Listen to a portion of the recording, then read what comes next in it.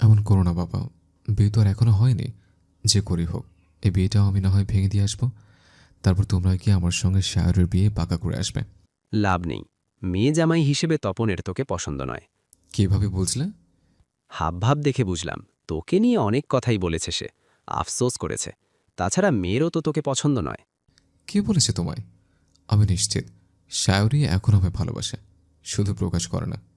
বিদ্রূপ হাসলেন সাব্বির আহমেদ, বললে, না, তাই যদি হতো তাহলে বারবার পাত্রপক্ষের সামনে গিয়ে বসে থাকত না। মেয়েকে অবাধ স্বাধীনতা দিয়েছে তপন।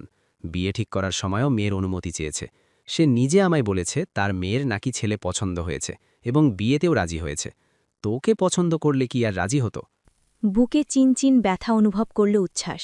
বাবার কথা ভুল নয়, এর আগেও বিয়েতে রাজি হয়েছিল শায়রি, তবে তখন অত কিছু ভাবেনি উচ্ছ্বাস, শুধু নিজের কথাই ভেবে এসেছে। কিন্তু এই মুহূর্তে বাবার কথাগুলো তাকে ভাবাচ্ছে। সত্যিই কি শায়রি এখন একাকে পছন্দ করে না? রেস্টুরেন্টের সেই ছেলেটাই কি তার হবু বর? অফিসের জন্য টাইম মিলিয়ে শায়রির সঙ্গে দেখা করার জোটুকুও নেই। কতদিন দুজনে মুখোমুখি হয় না। কই, শায়রি তো একবারও খোঁজ নিল না।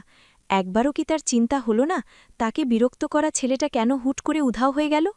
ভাবনার মধ্যেই সাব্বির আহমেদের কণ্ঠস্বর শোনা গেল। হাত ধুয়ে তিনি খাবার টেবিল ছেড়ে উঠে গেলেন। যেতে যেতে বললেন, মরিচিকার পেছনে ছুটে লাভ কি? তার পেছনে কম ছোটাছুটি তো আর করিসনি। এখন এসব বন্ধ কর। যা হচ্ছে হতে দে। নিজের বর্তমান আর ভবিষ্যৎ নিয়ে ভাব। ভাগ্যে যা আছে তাই হবে। কথাটা শেষ হতেই নিজ কক্ষে প্রবেশ করলেন সাব্বির আহমেদ। সশব্দে দীর্ঘশ্বাস বেরিয়ে এলো উচ্ছ্বাসের থেকে। নেহার রয়েস হয়ে বললেন, কখন এসব হলো? তোদের মধ্যে যে কিছু চলছে আমি কেন বুঝতে পারিনি? তুই বা আগে কেন আমায় বললি না এই বিষয়ে? তাহলে আমি অন্তত কিছু একটা করতে পারতাম। এখন তো আর কিছুই করার নেই, সব হাতের বাহিরে চলে গেছে। আচ্ছা, আগে যে সারাক্ষণ শায়রি এই বাড়িতে এসে বসে থাকতো তা কি তোর জন্য? উপর নিচ মাথা নাড়াল উচ্ছ্বাস। নেহার প্রশ্ন করলেন, তুই কি ওর প্রতি খুবই সিরিয়াস? হুম। নেহারও এবার দীর্ঘশ্বাস ফেললেন। ছেলেকে সান্ত্বনা দেওয়ার ভঙ্গিতে বললেন, তখন মেয়েটা ছোট ছিল, তাই হয়তো অমন পাগলামি করেছে। ওসব ধরে বসে থেকে লাভ নেই। শায়রির সঙ্গে আমারও অনেকবার কথা হয়েছিল। যা বুঝলাম, বিয়েতে সত্যিই সে রাজি, তাই তোর আর ওদিকে পা না বাড়ানোই উচিত হবে। ব্যাপারটা বাহিরে জানাজানি হলে অযথা পারিবারিক সম্পর্কগুলো নষ্ট হবে। আশেপাশের মানুষের তো আবার মুখে কোনো লাগাম নেই, তিল থেকে তাল বানিয়ে ছাড়বে। তোর বাবা যা বলেছে তোর ভালোর জন্যই বলেছে। জীবনে তো কোনো কথাই শুনলি না, এবার অন্তত বাবার কথা মতো চল। উত্তর দিল না উচ্ছ্বাস। খাওয়াটা অসম্পূর্ণ রেখেই হাত ধুয়ে চলে গেল ঘরে। ভেতর পুড়ছে তার। আজকের রাতটা হয়তো নিদ্রাহীনতাই কাটাতে হবে।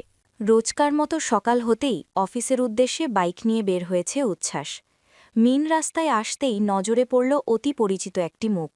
নিজের মনকে সাই গেলেই ঠিক তার সামনে বাইকটা থামালো উচ্ছ্বাস।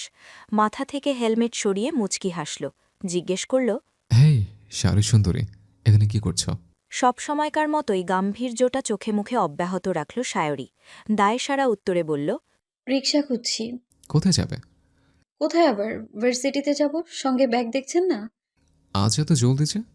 তোমার ক্লাসের তো এখনো অনেক দেরি। তাতে আপনার কি? প্রত্যুত্তর করল না উচ্ছ্বাস। বুঝল মেয়েটা যে তাকে দেখে বিরক্ত হচ্ছে। হেলমেট পরতে পরতে বলল, না, কিছু না। মানুষ সেজে কোথায় যাচ্ছেন? অফিসে। তার মানে সত্যি সত্যি আপনি চাকরি করছেন? হুম। সেদিন বললাম না, চাকরিটা হয়ে গেছে। বাবা যা শুরু করেছিল, তাই না করার উপায় নেই। ও, আরও অপেক্ষা করবে? তো কি করব? রিকশা না পেলে তো অপেক্ষাই করতে হবে। আমার তো আর গাড়ি নেই যে ফুরুত ফুরুত করে যেখানে সেখানে চলে যাব। পুনরায় মুচকি হাসল উচ্ছ্বাস। কিন্তু এবারের হাসিটা দৃষ্টিগোচর হল না শায়রির। মিহিস্বরে বলল, তোর আপত্তি না থাকলে আমার বাইকে উঠে বসতেই পারো। আমি না হয় ভার্সিটির গেট পর্যন্ত পৌঁছে দিয়ে আসবো। এতক্ষণ যেন এই প্রস্তাবের জন্যই ওত পেতে অপেক্ষা করছিল শায়রি। মনে মনে বেজায় খুশি হল, কিন্তু উচ্ছ্বাসের সামনে কিছুতেই তা প্রকাশ করল না। পূর্বের ন্যায় কণ্ঠে গাম্ভীর্য বজায় রেখেই বলল, আপনার আবার দেরি হয়ে যাবে না তো? ঘড়ি দেখল উচ্ছ্বাস। আশ্বস্ত করে বলল, না, দেরি হবে কেন? হাতে এখনো অনেক সময় আছে। তাহলে চলুন, কোথাও গিয়ে বসি। তাড়াহুড়ো করে বাসা থেকে চা না খেয়ে চলে এসেছি। অপ্রস্তুত হল উচ্ছ্বাস। যে মেয়ে তাকে সহ্যই করতে পারে না সেই মেয়েই কিনা চা খাওয়ার প্রস্তাব দিচ্ছে। উচ্ছ্বাসের নীরবতা দেখে শায়রি ভ্রু উঁচিয়ে প্রশ্ন করল, আপত্তি আছে? না তো, কিসের আপত্তি? উঠে বসো। মনে মনে হাসল সায়রী। মায়ের কাছে আর কোনো খবর না থাকলেও উচ্ছ্বাসের খবর ঠিকই থাকে। তাই গত রাতেই সুবর্ণা রহমানের থেকে গল্পের ছলে উচ্ছ্বাসের অফিস টাইমের কথা জেনে নিয়েছিল সায়রী। আজ তাড়াতাড়ি বের হওয়ার কারণও মূলত এই উচ্ছ্বাসই। ভার্সিটির কাছাকাছি একটা ক্যাফেতে এসে বসেছে দুজন, সামনে ধোঁয়া ওঠা কফির মগ। বাইক থেকে নেমেই চায়ের প্ল্যান ক্যান্সেল করে কফি অর্ডার দিয়েছিল সায়রী। নির্বিঘ্নে তাতে চুমুক দিচ্ছে উচ্ছ্বাস, কিন্তু সায়রী তা পারছে না। উচ্ছ্বাসের সঙ্গে সেদিনকার সেই মেয়েটা কে ছিল জানার কৌতূহল এখনও তার মস্তিষ্ক থেকে যায়নি। প্রশ্নটা কি করবে নাকি করবে না, দ্বিধাদ্বন্দ্বে ভুগছে। তার ভাবনার অবসান ঘটিয়ে নীরবতা ভেঙে উচ্ছ্বাস জিজ্ঞেস করল। তোমার নাকি বিয়ে ঠিক হয়ে গেছে? থতমত খেয়ে গেল সায়রী। মিয়ে যাওয়া কণ্ঠে উত্তর দিল। হুম। সেদিন রেস্টুরেন্টে যে ছেলেটার সঙ্গে বসেছিলে সেই কি তাহলে হবু বর? হুম। ও, বিস্মিত হল সায়রী। উচ্ছ্বাসের এই স্বাভাবিক ব্যবহারটা নিতে পারল না সহজে। কণ্ঠে কাঠিন্যতা এনে জিজ্ঞেস করল। তা আপনার সঙ্গে যে মেয়েটা ছিল সে কে? প্রেমিকা? কোনো মেয়ের সঙ্গে রেস্টুরেন্টে গেলে কি সে প্রেমিকা হয়ে যায়? তো কে সে? কলিগ। বাবা! অফিস যেতে না যেতেই একেবারে সুন্দরী মেয়ে কলিগের সঙ্গে রেস্টুরেন্টে যাতায়াত। সাচ্চা প্লে বয় তো আপনি। কই সুন্দরী, তোমার থেকে তো অন্তত নয়। তবে তোমার জামাইয়ের ভাগ্য দেখে খুব হিংসা হচ্ছে আমার। কোনো কাঠখড় না পুড়িয়ে একেবারে ফ্রিতে একটা সুন্দরী বউ পেয়ে যাচ্ছে। এবার খুব রাগ হল সায়রীর। উচ্ছ্বাস কি তবে হতে দিচ্ছে এই বিয়েটা? রাগান্বিত কণ্ঠে বলল। এদিকে আমার বিয়ে হয়ে যাচ্ছে অথচ আপনি কিনা এত স্বাভাবিক। তার মানে আপনি মেনে নিচ্ছেন এই বিয়েটা? আমার মানা না মানার কি আছে? তোমার লাইফ, তুমি নিজের সিদ্ধান্ত নিয়েছ। নিজের ছেলের সঙ্গে আলাদা সময় কাটিয়ে আবার তাকে পছন্দও করেছ। এখানে আমার বলার কি কিছু আছে? আগের বিয়েগুলো অনেক কষ্টে ভেঙেছে, কিন্তু এবার এটা ভাঙা অসম্ভব। তোমার বাবা আটখার বেঁধে নেমেছে। তোমরা দুজন দুজনকে পছন্দ করো, এখানে আমি আর কি করতে পারি? রাগ গোলে বিরহ ঘাটি গাড়ল সায়রীর মনে। আহত দৃষ্টিতে তাকালো উচ্ছ্বাসের মুখপানে, শুধালো। কিছুই করার নেই? ভ্রুযুগল কুচকে সায়রীর চোখে চোখ রাখল উচ্ছ্বাস। সন্ধিহান কণ্ঠে শুধালো। কি করার আছে? আমার তো কিছু করার নেই। এর আগে অনেকবার বাবার সঙ্গে বিয়ে নিয়ে কথা বলেছে, কিন্তু বাবা বিষয়টা এড়িয়ে চলেছে। এবার খুব সিরিয়াসভাবে বাবাকে তোমার কথা বললাম, কিন্তু বাবা বিয়েতে রাজি নয়। কেন? আঙ্কেলের কি আমায় পছন্দ নয়? পছন্দ হবে না কেন? তুমি তো ভালো একটা মেয়ে মানুষ। তোমাকে পছন্দ না করার কোনো কারণ তো নেই। তবে আমাকে তোমার বাবা মোটেও পছন্দ করেন না। এমনকি তুমি তো বলে দিয়েছ আমার কি পছন্দ করো না, ভালোবাসো না, আমি সহ্য করো না। তোমার বাবা নিজ মুখে আমার বাবাকে বলেছে তুমি নাকি ছেলেকে পছন্দ করেছ, অতি দ্রুত বিয়ে করতে রাজি হয়েছ। তাই বাবা চান না আমি যেন দ্বিতীয়বার তোমাকে বিয়ের কথা মুখে আনি। আমার আর কী করা আছে? অযথা পরিবার মানবে না, তুমি মানবে না, তাহলে জোর জবরদস্তি করে বিয়ে করে আমি কি করব? বাদ দাও, পুরনো প্রসঙ্গ। নতুন জীবনের জন্য শুভকামনা। কথাগুলো মস্তিষ্কের রক্তক্ষরও সৃষ্টি করল সায়রীর। ইচ্ছে করল সামনে বসা পুরুষটির দু গালে কয়েকটা থাপ্পড় মেরে বলতে, তুই আবার অন্যের ইচ্ছা অনিচ্ছার দাম দেশ কবে? কিন্তু কিছুই বলতে পারল না সায়রী। হাত ঘড়ির দিকে তাকিয়ে বসা থেকে উঠে দাঁড়ালো উচ্ছ্বাস। সায়রীর উদ্দেশ্যে বলল। সময় হয়ে গেছে, এখন আমার যেতে হবে। চলো, গেট পর্যন্ত এগিয়ে দিই তোমায়। আপনি জান আমি আরো কিছুক্ষণ এখানে বসবো। বিপরীতে তেমন কিছুই বলল না উচ্ছ্বাস। বিল পে করে বিদায় নিয়ে প্রস্থান করল। সঙ্গে সঙ্গে পরিবেশটা হয়ে গেল খুবই গম্ভীর এবং বিষণ্ণতায় ঘেরা। সায়রী উপলব্ধি করল এই মুহূর্তে তার মনটা হো হো করে কেঁদে উঠতে চাইছে। কেমন এক যন্ত্রণা হচ্ছে, কিন্তু কিসের এই যন্ত্রণা? কস্মিন কালেও সে ভাবতে পারেনি উচ্ছ্বাস নামক ছেলেটি যে এত দ্রুত পরিবর্তন হয়ে যাবে। কেন জানি কিছুতেই আজ ক্লাস করতে ইচ্ছে করছে না সায়রীর। আরও একটা কফির অর্ডার দিয়ে ব্যাগ থেকে মোবাইল বের করল। একে একে কল লাগালো সব বন্ধুদের নিকট। ঠিকানা জানিয়ে তাদের চলে আসতে বলল ক্যাফেতে। মন খারাপে না হয় চূড়ান্ত এক আড্ডা হোক। দুপুরে বাড়ি ফিরে গোসল নামাজ সেরে ঘুম দিয়েছে সায়রী। কড়া গলায় সবাইকে জানিয়ে দিয়েছে। কেউ আমায় ডাকাডাকি করে একটু বিরক্ত করবে না বলে দিলাম। আমি এখন মনোযোগ সহকারে ঘুমাবো। হঠাৎ মেয়ের এমন আচরণে চমকান তপন রেজা, কিন্তু সুবর্ণা রহমান তাতে বিশেষ কোনো পাত্তা দিলেন না। ৩টে বাজতেই সায়রীর কড়া ঘুম ভেঙে গেল। হাত মুখ ধুয়ে টেবিলে এসে ধীরে ধীরে পেট ভরে খাবার খেল। তপন রেজা তখন সোফায় বসে সকালের অর্ধ পড়া খবরের কাগজের বাকি অংশটুকুতে চোখ বুলাচ্ছেন। ততক্ষণে খাওয়া শেষ করে বাবার সামনে এসে উপস্থিত হল সায়রী। মেয়ের উপস্থিতি সহসাই টের পেলেন তপন রেজা।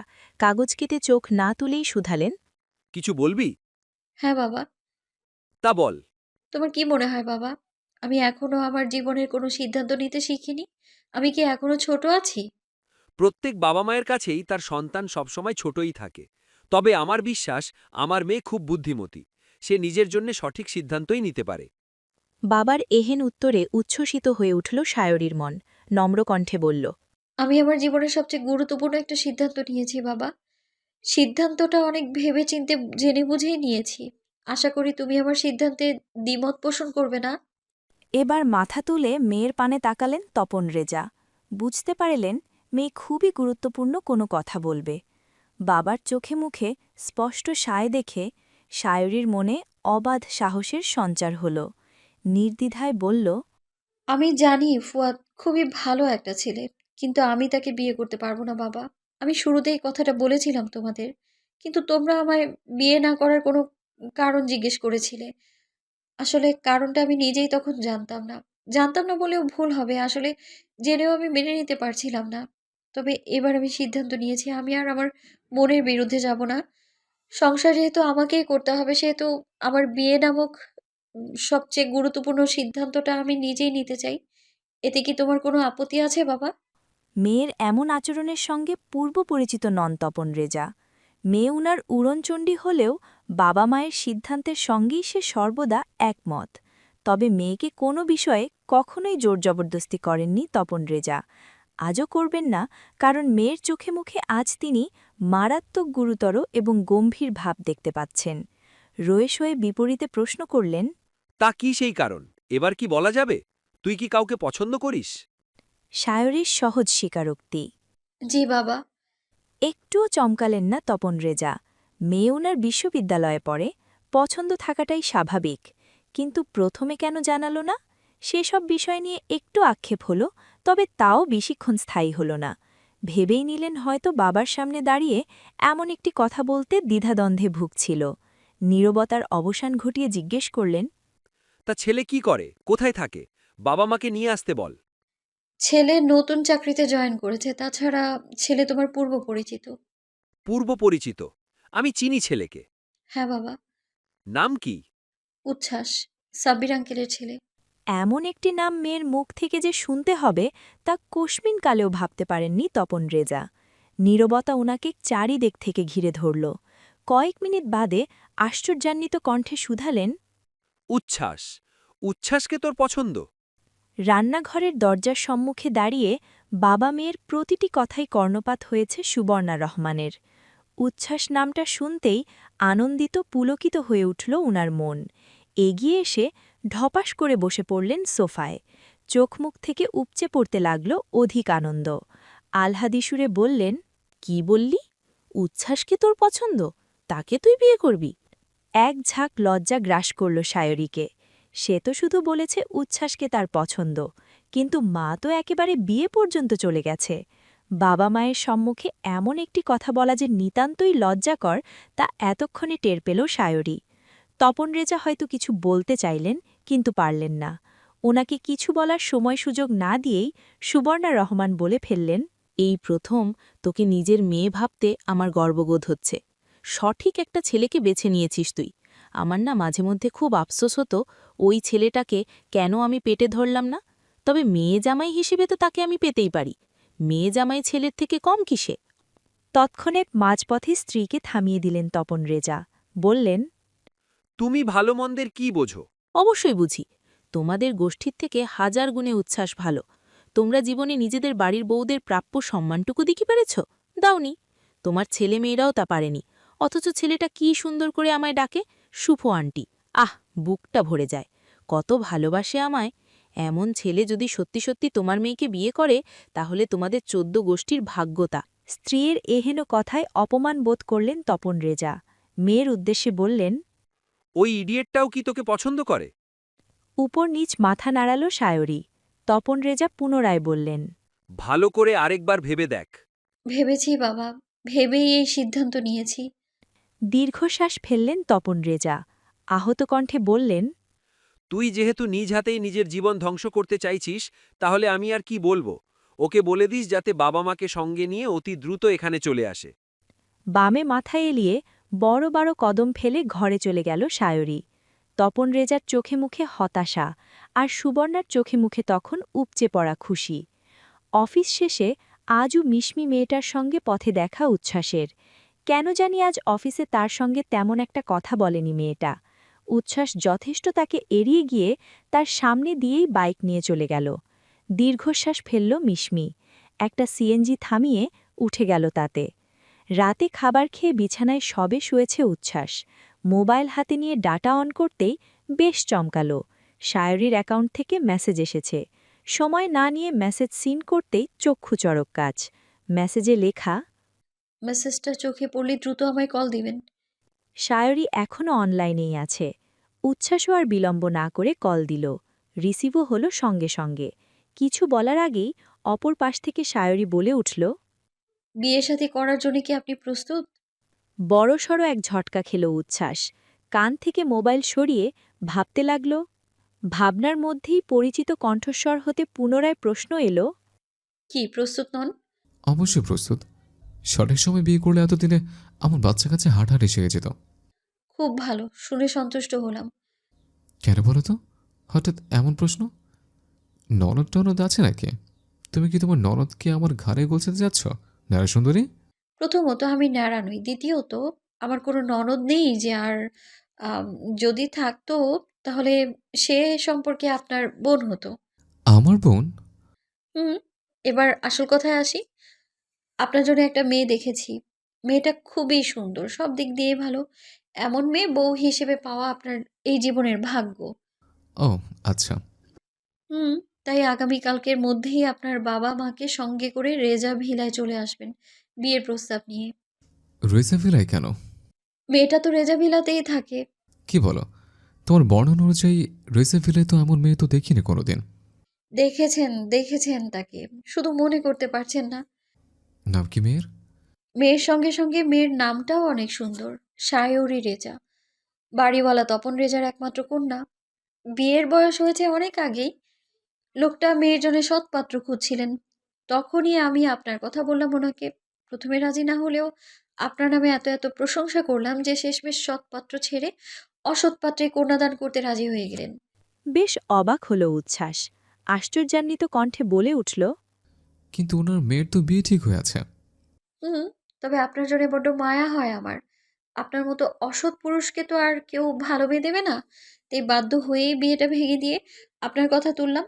ওনারা বললেন আপনাকে বাবা মা সঙ্গে নিয়ে হাজির হতে। মজা করছো আমার সাথে? মাত্র অফিস থেকে ফিরে খেয়ে দিয়ে ঘরে এলাম, তাই আমি ক্লান্ত। এখন হচ্ছে মজা করে রাতের ঘুম কেড়ে নেও না শায়রি। সায়রীর রাগ হল। ঝাঝালো কণ্ঠে বলল, আপনি কি আমার বেয়াই লাগেন উচ্ছ্বাস? আপনার সঙ্গে আমি কেন মজা করব? যা বলেছি সত্যই বলেছি।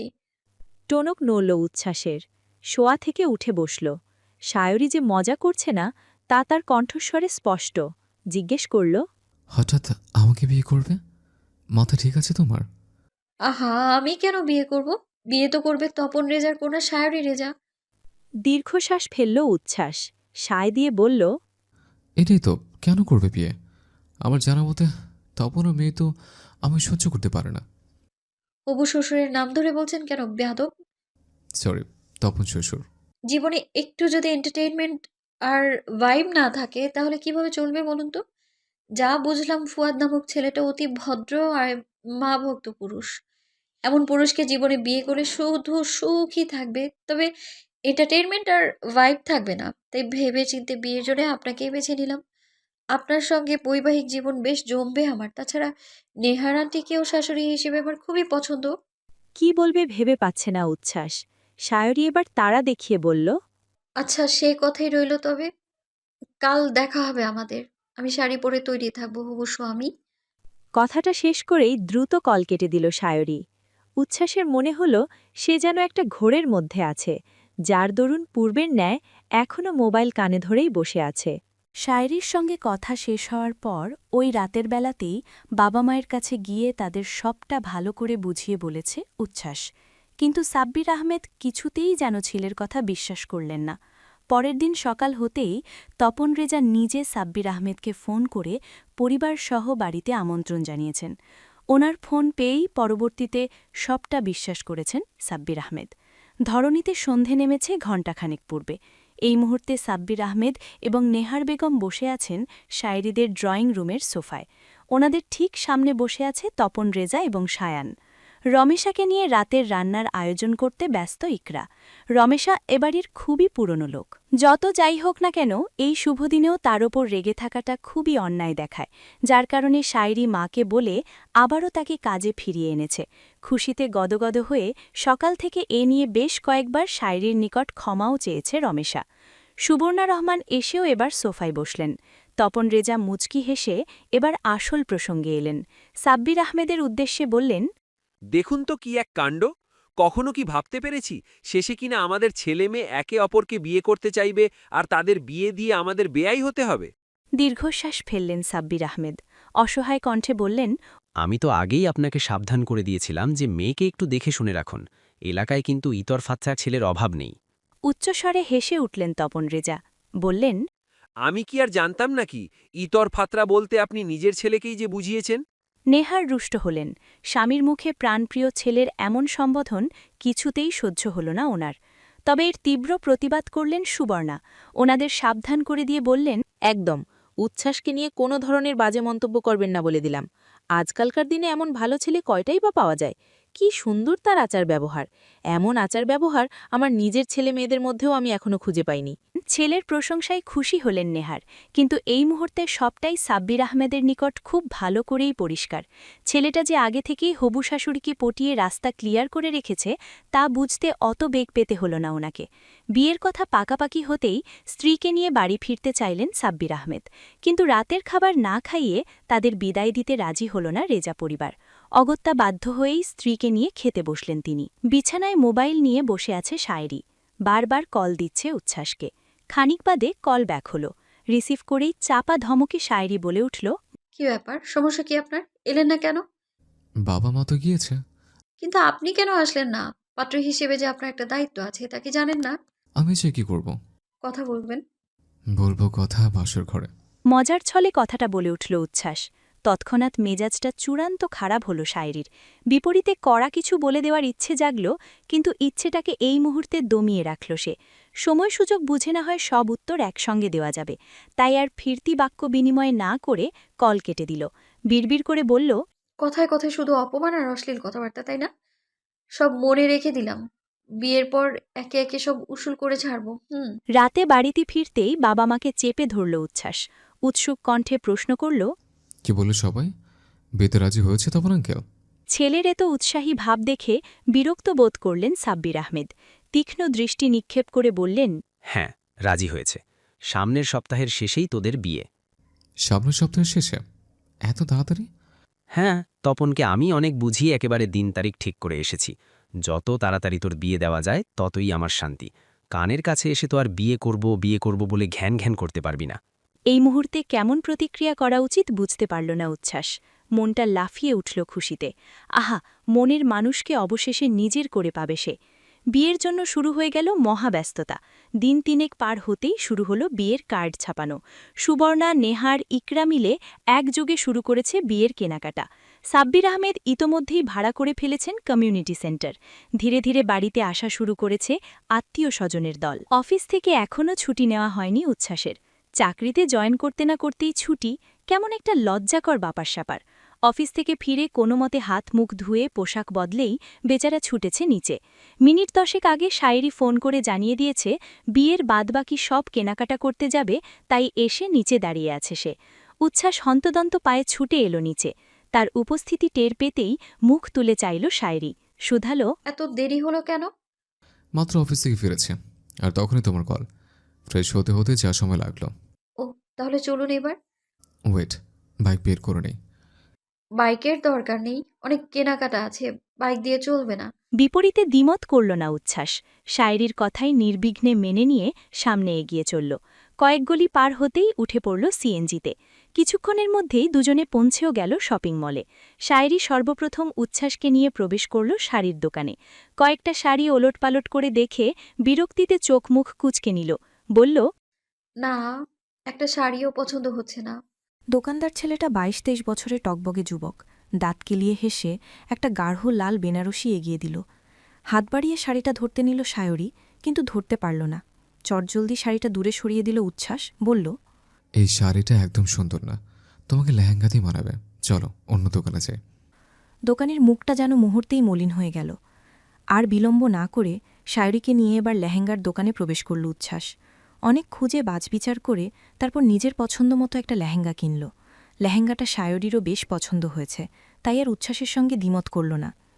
প্রয়োজনীয় সব কেনাকাটা শেষে রেস্টুরেন্ট থেকে একেবারে রাতের খাবার খেয়ে বাড়ি ফেরার জন্য বের হয়েছে দুজনে। শায়রির বাড়ির সামনে আসতেই নিজের হাতে থাকা ব্যাগগুলো শায়রির হাতে ধরিয়ে দিল উচ্ছ্বাস। ব্যাগগুলো নিজ হাতে নিয়ে তার থেকে বিদায় নিয়ে গেটের ভেতরে পা বাড়াল শায়রি। তখনই পেছন থেকে উচ্ছ্বাস বলে উঠল, কয়েকদিন আগেও যাকে সহ্য করতে পারতে না, এখন কিনা তাকে বিয়ে করার জন্য রাজি হয়ে গেছ। ধুমধাম করে বিয়ের প্রস্তুতি নিচ্ছ। ব্যাপার কি শায়রি? হুট করে তোমার মন এতটা বদলে গেল কেন? পথিমধ্যে থমকে দাঁড়াল শায়রি, পেছন ফিরে তাকাল। দৃষ্টিগোচর হল উচ্ছ্বাসের প্রশ্নবিদ্ধ মুখশ্রী। কাটকাট গলায় পাল্টা প্রশ্ন করল, আমার মন বদলানোতে কি আপনি খুশি হননি? খুশি হব না কেন? তাহলে অযথা প্রশ্ন কেন করছেন? আচ্ছা শুনুন, বিয়েতে কিন্তু আপনার কলিগদেরকেও দাওয়াত দিবেন, বুঝেছেন? সব কলিগ নাকি শুধু ওই মেয়ে কলিগ? বলেই ভ্রু বাঁকাল উচ্ছ্বাস। শায়রি ভেতরের দিকে হাঁটা ধরল, যেতে যেতে বলল, যা মনে করেন তাই। মুচকি হাসল উচ্ছ্বাস। মেয়েটা যে ভেতরে ভেতরে ভীষণ জেলাস হয়েছে খুব বুঝতে পারছে সে। আর বিলম্ব না করে এবার নিজ বাড়ির পথে হাঁটা ধরল উচ্ছ্বাস। বাড়িতে আত্মীয় স্বজনে গাদাগাদি অবস্থা। পাশের ফ্ল্যাটটা খালি থাকায় সাব্বির আহমেদ সেখানেই সকলের থাকার ব্যবস্থা করে দিয়েছেন। রেজা ভিলার ছাদে বিশাল প্যান্ডেল করা হয়েছে। চারিদিকে ঝলমল করছে রংবেরঙের মরিচবাতি। কাজিন শ্রেণীরা মেতে উঠেছে আনন্দে। 2 হাত ভর্তি মেহেদি লাগিয়ে প্যান্ডেলের ভেতরে নিজ আসনে বসে আছে শায়রি। নীরবে দেখে যাচ্ছে সকলের আনন্দ। আফরিনের মুখটা আজ ভার। সবাই আনন্দ করছে, অথচ সে একপাশে চুপচাপ বসে আছে। বেশ কিছুক্ষণ ধরেই মেয়েটাকে লক্ষ্য করছে শায়রি। এবার এগিয়ে গিয়ে চাচাতো বোনের পাশে বসল। প্রশ্ন করল, কিরে, কি হয়েছে তোর? খুব বড়াই করে তো বলতি আমার বিয়েতে নাকি খুব আনন্দ করবি, তাহলে আজ এত চুপচাপ কেন? মন খারাপ? ভরকে গেল আফরিন। নিজেকে যথেষ্ট স্বাভাবিক রাখার চেষ্টা করে বলল, কই কিছুই হয়নি তো আপু। একদম মিথ্যে বলবি না, আমি কিন্তু তোর সব কাহিনী জানি। আফরিনের চোখে মুখে আতঙ্ক। শুধালো, তুমি কি জানো আপু? তুই যা লুকাচ্ছিস তাই জানি। এবার নিজ মুখে সবটা স্বীকার করবি নাকি আমি সবাইকে ডেকে জানাবো তোর কুকীর্তি? কিছুটা ধমকের সুরেই কথাটা বলে উঠল শায়রি। মাথা নুইয়ে নিল আফরিন। মিয়ে যাওয়া কণ্ঠে বলল, তোমার তো বিয়েটা ঠিক হয়ে গেছিল আপু, তাহলে কেন ওই বিয়েটা ভেঙে উচ্ছ্বাস ভাইকে বিয়ে করছো? আমার জানা মতে তুমি তো উচ্ছ্বাস ভাইকে সহ্যই করতে পারো না। তাহলে তুমি মোটেও এই কাজটা ঠিক করছো না আপু। বেশ আশ্চর্য হল শায়রি। আফরিনের মুখ থেকে সত্যি কথা বের করার জন্যই সে এতক্ষণ মিথ্যে বলছিল। আসল কথা তো হচ্ছে সে কিছুই জানে না আফরিনের মন খারাপ করে বসে থাকার কারণ। কৌতূহলী কণ্ঠে শুধালো, তুই কি উচ্ছ্বাসকে পছন্দ করিস? মাথা নাড়ায় আফরিন। ফিসফিসিয়ে বলে, শুধু পছন্দ নয়, একেবারে মন প্রাণ দিয়ে ভালোবাসি। কবে থেকে? সেই ক্লাস 10 থেকে। স্কুল থেকে ফেরার পথে প্রায়শই ভাইয়ার সঙ্গে দেখা হতো। ভাইয়া আমার সঙ্গে মিষ্টি করে হেসে কথা বলতেন, চকলেটও খাওয়াতেন মাঝে মধ্যে। সেখান থেকেই উনার প্রতি আমার ভালোবাসা সৃষ্টি। তারপর স্কুল ডিঙিয়ে কলেজে উঠলাম। একদিন কলেজে যাওয়ার সময় বাড়ি থেকে ভাড়া নিতে ভুলে গিয়েছিলাম। ভাগ্য ভালো উনার সঙ্গে রাস্তায় দেখা। তখন উনিই আমায় ভাড়া দিয়েছিলেন। শুধু তাই নয়, টিফিনের টাকাটাও দিয়েছিলেন। তুমি যেদিন অ্যাসাইনমেন্ট নিতে এলে সেদিনও উনি আমাদের বাসার সামনে দাঁড়িয়েছিলেন। বারান্দা দিয়ে আমি নিজে ওনাকে দাঁড়িয়ে থাকতে দেখেছি। বারবার উপরের দিকে তাকাচ্ছিলেন। আমি জানি উনিও আমায় খুব ভালোবাসেন, কিন্তু পরিবারের চাপে তোমায় বিয়ে করতে রাজি হয়েছে। সন্তর্পণে নিঃশ্বাস ফেলল শায়রি। মনে মনে উচ্ছ্বাস নামক অসভ্য পুরুষটিকে অজস্র গালি দিল। শেষমেশ তার চাচাতো বোনটিকেও কিনা ছাড়ল না লোকটি। কয়েক সেকেন্ড নীরব থেকে শায়রি বলল, আর আমি ওনাকে ভালোবাসতাম সেই ক্লাস 9 থেকে। স্কুলে যাওয়ার সময় আমার সঙ্গেও উনি হেসে হেসে কথা বলতেন, শুধু পরিচিত হিসেবে। তোর সঙ্গেও তাই। তোকে মাঝে মধ্যে চকলেট দিত আর আমার জন্য রোজ রোজ চকলেট আনতেন। একদিন ওনাদের বাসায় না গেলে নিজে এসে নিয়ে যেতেন। সেদিন তোর জন্য নয়, বরং আমার জন্যে তোদের বাড়ির সামনে দাঁড়িয়েছিলেন উনি। বাট আমার কতগুলো বিয়ে ভেঙেছে জানিস? বিস্ময় হতভাগ আফরিন। বিস্ময় ধরে রেখেই শুধায়, কয়টা? মোট 8 খানা। কি? হুম। এই যে বখাটে পোনা ছেড়ে চাকরিতে গেছে না, এও আমার জন্যে। মূলত আমাকে বিয়ে করার জন্য। আমার ভার্সিটির সামনে গিয়েও রোদের মধ্যে কত যে দাঁড়িয়ে থেকেছে আমার অপেক্ষায়। আমি বের হলে একেবারে আমায় নিয়ে বাড়ি ফিরেছে। আমার মায়ের সঙ্গেও ভাব করে নিয়েছিল শুধু আমাকে একটু দেখার জন্যে। আর তুই কিনা 2 দিনের পিচ্চি বলিস তোকে ওই ছেলে ভালোবাসে? এসব ফ্যান্টাসি থেকে বের হ। তোর দুলাভাই হতে চলেছে উচ্ছ্বাস। তবে তোর জন্য দুলাভাই ডাকটা নিষিদ্ধ। শালী হিসেবে লুতুপুতু আমি একদমই মেনে নেব না। আজ থেকে তাকে তুই ভাইয়া বলে ডাকবি। ভাইয়ার আগে পরে কোনো নাম-টাম চলবে না। একেবারে ভাইয়া মানে ভাইয়া। নিজের আপন ভাইয়া। মনে থাকবে? উপর নিচ মাথা নাড়ায় আফরিন। প্রেম হওয়ার আগেই দুমড়ে মুচড়ে ছাড়খাড় হয়ে যায় তার মন, ভগ্ন হয় হৃদয়। এবার সন্তুষ্ট হল সায়রী। হাতের মেহেদি প্রায় শুকিয়ে এসেছে, তাই মোবাইলটা নিয়ে চলে গেল কিছুটা দূরে, ফাঁকা স্থানে। ছাদে বন্ধুদের সঙ্গে বসে আড্ডা দিচ্ছে উচ্ছ্বাস। আহিল কলার ঠিক করে বলে উঠল। বন্ধুদের আহাজারিতে হেসে উঠল উচ্ছ্বাস। বাবা যতই এদের অপছন্দ করুক না কেন, দিন শেষে এই বন্ধুরাও তো তার পরিবারের থেকে কোনো অংশে কম নয়। সব পরিস্থিতিতেই এরা হাসায়, উৎসাহ দেয়, সাহস যোগায়। তাদের আশ্বস্ত করে উচ্ছ্বাস বলল, চিন্তা নেই, বিয়েটা ঠিকভাবে হয়ে যাক, তারপর আমি নিজে তোদের বড় শহরে একটা ট্রিট দেব। সীতাকুণ্ডের চন্দ্রনাথের পাহাড়ে থেকেও ঘুরে আসিস, সকল খরচ আমার।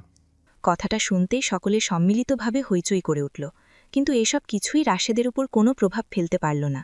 সে গভীর ভাবনায় মগ্ন।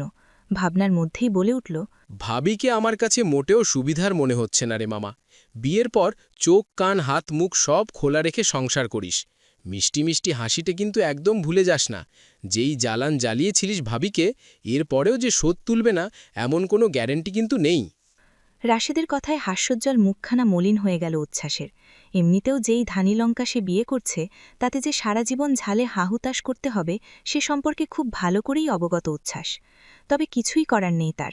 ওই যে বলে না, প্রেম হলো কাঁঠালের আঠা, লাগলে পরে ছাড়ে না। উচ্ছ্বাসের জীবনটাও ঠিক এমনি। যত চেষ্টা করেছে সায়রী নামক মেয়েটির থেকে দূরে যেতে, ততই যেন অবাধ্য মন তাকে বেহায়া বানিয়ে টেনে হেঁচড়ে এনে দাঁড় করিয়েছে সায়রীর সামনে। তৎক্ষণাৎ ঝঙ্কার তুলে মোবাইলটা বেজে উঠল উচ্ছ্বাসের। স্ক্রিনে ভাসমান সায়রীর নাম্বার। এক সাইডে শুটকে গিয়ে রিসিভ করল কল। অপর পাশ থেকে ঝাঝালো কণ্ঠস্বর। কোনো ব্যানার নেই আপনার? কল দিয়েছি বলে কি রিসিভ করবেন? তাহলে কি করব? অবশ্যই কল কেটে আবার ব্যাক করবেন। তাই করল উচ্ছ্বাস। কল কেটে ব্যাগ দিল, শুধালো। এবার হয়েছে? তার উত্তর দিল না সায়রী। বলল, আপনাকে এতদিন আমি মজার ছলে প্লে বয় বলতাম উচ্ছ্বাস, কিন্তু আপনি তো দেখছি সত্যি সত্যি মারাত্মক লেভেলের প্লে বয়। আমি আবার কি করলাম? কি করেননি তাই বলুন। যেখানে যাবেন সেখানে একটা করে মেয়ে পটিয়ে আসবেন আপনি। আমি এমনিতে চেয়ে হ্যান্ডসাম আর হট, তাতে আবার নিজ থেকে গিয়ে মেয়ে পড়াতে হয়? মেয়ে তো এমনিতে পড়ে যায়, যেমন পড়েছিল আমার নিব্বি সায়রী। কথায় হেরে গিয়ে রাগ দেখিয়ে দ্রুত কল কেটে দিল সায়রী। স্ক্রিনে তাকিয়ে মুচকি হাসল উচ্ছ্বাস। অফিস থেকে ছুটি নিয়ে একেবারে বসের হাতে বিয়ের কার্ড ধরিয়ে দিয়ে তার রুম থেকে বের হল উচ্ছ্বাস। শায়রির কথা মতো সর্বপ্রথম গিয়ে দাঁড়াল মিশমির টেবিলের সম্মুখে। নিজের টেবিলের সামনে হঠাৎ উচ্ছ্বাসকে দেখে চমকায় মিশমি। কিছু একটা ভেবে চমকিত মুখখানাতেই ফুটে ওঠে এক ফালি হাসি। উচ্ছ্বাস তার দিকে এগিয়ে দেয় কারুকাজের একটি সোনালি রঙের কার্ড। ভ্রু কুচকায় মিশমি। কার্ডটা নিজ হাতে নিয়ে প্রশ্ন করে, বিয়ের কার্ড? কার বিয়ে? আমাকে দিচ্ছেন যে? ঠোঁটের কোণে থাকা হাসিটা চওড়া হল উচ্ছ্বাসের। হাস্যোজ্জ্বল মুখে উত্তর দিল, আমার বিয়ে। শ্রবণালী পর্যন্ত কথাটা পৌঁছতেই হচকুচিয়ে ওঠে মিশমি। আশেপাশে তাকায়। ঠিক শুনল তো সে, নাকি মজা করছে উচ্ছ্বাস? পাশ থেকে হারও কয়েকজন উঠে এলেন। একে একে সবাইকে কার্ড দেওয়া শেষ করল উচ্ছ্বাস। সবাই সম্মসারে অভিনন্দন জানাল তাকে। কার্ডটা খুলে এতক্ষণে ভেতরের সব লেখা পড়ে নিয়েছে মিশমি। ঘোর যেন কিছুতেই তার কাটছে না। শুধালো, তার মানে সত্যি আপনার বিয়ে উচ্ছ্বাস? জি, বিয়ে থেকে শুরু করে বৌভাত সব কিছুতেই কিন্তু আপনাদের অ্যাটেন্ড করতে হবে। হতভাগ হতভম্ব দৃষ্টি মেলে তাকিয়ে আছে মিশমি। কিছুক্ষণ নীরবতার পর প্রশ্ন করে বসল, পরিবার থেকে বিয়ে ঠিক করেছে? বিয়ে তো পরিবার থেকে ঠিক করে, তাই না? পালে বিয়ে করলে কি আর দাওয়াত পেতেন নাকি? ওভাবে বলিনি, আসলে জিজ্ঞেস করছিলাম মেয়ে কি পরিবারের পছন্দের? পরিবারের পছন্দে বিয়ে করছেন? বিয়ে করছি নিজের পছন্দে, তবে মেয়েকে পরিবারেরও খুব পছন্দ। প্রেমের বিয়ে? তা কতদিনের সম্পর্ক?